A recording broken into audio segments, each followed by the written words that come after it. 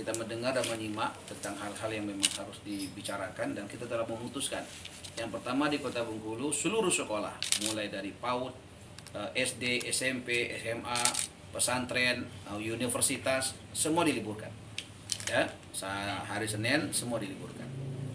Yang kedua, kita juga sudah menginstruksikan tadi untuk kemudian seluruh pejabat ASN tidak boleh keluar meninggalkan Kota Bengkulu, ya, artinya dinas luar, kecuali yang betul-betul darurat betul, ya kan, tidak boleh, tidak diperkenankan. Yang ketiga, kita juga tadi sudah menghimbau kepada seluruh masyarakat terutama untuk kemudian bersih-bersih. Selain himbauan germas kita tadi, ya, makan dengan makanan yang sehat, tidak merokok, tidak narkoba, minuman keras dan sebagainya, itu sudah. Dan selanjutnya juga kita meyakini bahwasanya corona ini adalah ciptaan Allah Subhanahu wa taala. Kita harus meyakini itu, ciptaan Tuhan yang Maha Esa. Maka yang bisa memberikan manfaat dan mudarat hanya Allah Subhanahu wa taala. Maka kita meminta kepada seluruh umat beragama untuk meningkatkan, ya, intensitas ibadah ritualnya, dan banyak-banyak berdoa kepada Allah Subhanahu wa taala, Tuhan yang Maha Esa, sesuai keyakinan kita masing-masing, agar kemudian Bengkulu, Indonesia dibebaskan dari segala macam musibah bala bencana termasuk corona ini.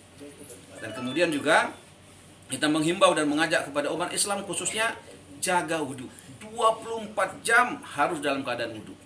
Ya, jaga wudhu 24 jam dalam keadaan wudhu, dalam keadaan suci, bersih.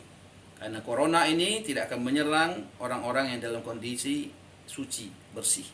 Wudhu sudah diajarkan, kita berwudhu 24 jam. Dan kemudian kepada seluruh warga Bengkulu kita himbau, kita ajak untuk selalu mencuci tangan. Begitu, mencuci tangan kita.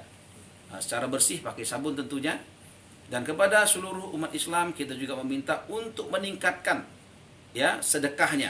Ya, sedekahnya kepada setiap orang yang membutuhkan. Tingkatkan lagi sedekah.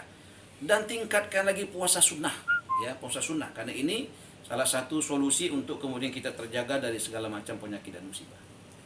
Itu diberlakukan sampai kapan untuk masyarakat? 14 hari ke depan.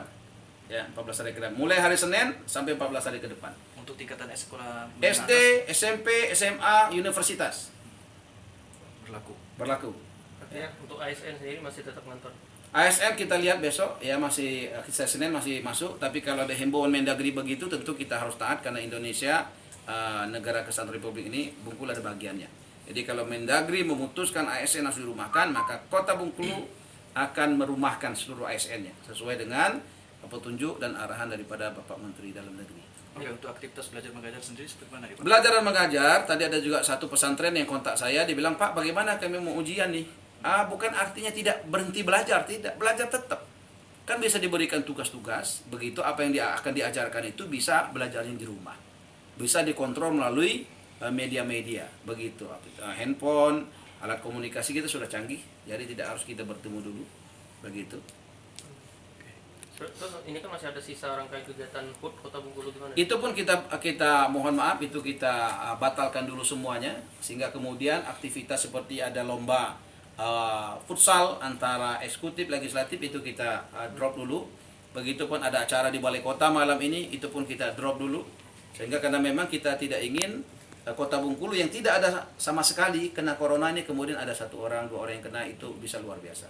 Kita lebih baik mencegah daripada kemudian kita semua mengobati. Nanti kan tadi kan Bapak bilang tidak boleh DL apabila kecuali penting, urgen gitu kan. Ya. Nah, seumpamanya memang urgen, terus ada pejabat yang berangkat, apakah mereka pulang katakanlah dari Jakarta atau dari luar provinsi, apakah harus dilakukan pemeriksaan khusus? Oh iya dong, tentu dong. Seperti apa ininya? Iya, kita kan sudah ada tuh alat untuk mendeteksi suhu badan.